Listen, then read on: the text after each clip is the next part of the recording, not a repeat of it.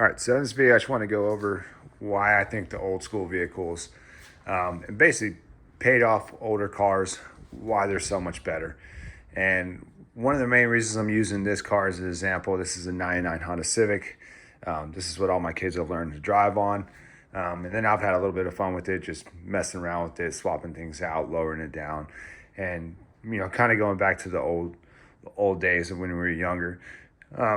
But one of the reasons that I really like these old cars, and this goes for the old Ram out there, is we're doing some maintenance on here, and we're about to replace the whole cooling system on here, from hoses to thermostat to sensors to radiator.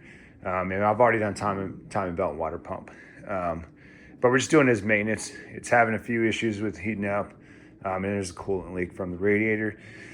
But the fantastic thing about these old cars is everything is so cheap, right?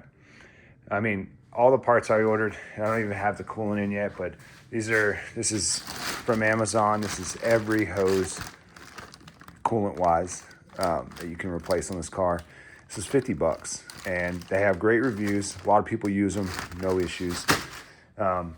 Sensor-wise, everything as far as thermostat and then fan switch, all that stuff is OEM Honda, because Hondas don't like it when you put other sensors or other thermostats in them. Typically they have issues.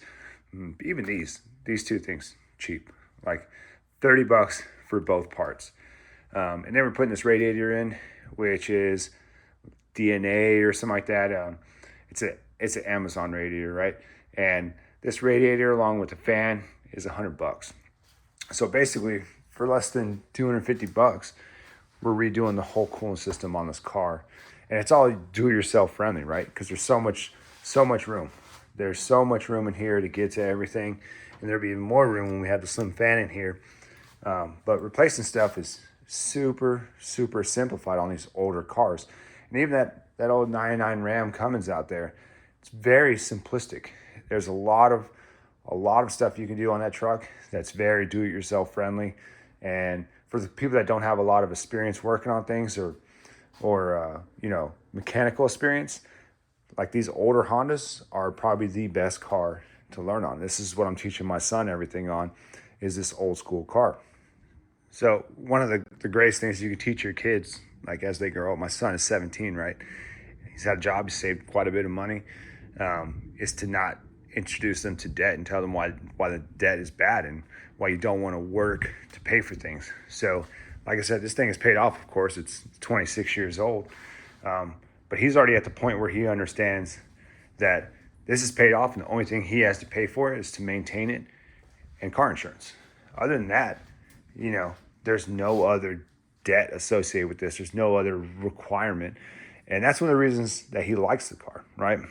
And for him, when I'm showing him how to work on stuff, it's very simplistic, like I said. And then every part that you replace on here is very inexpensive.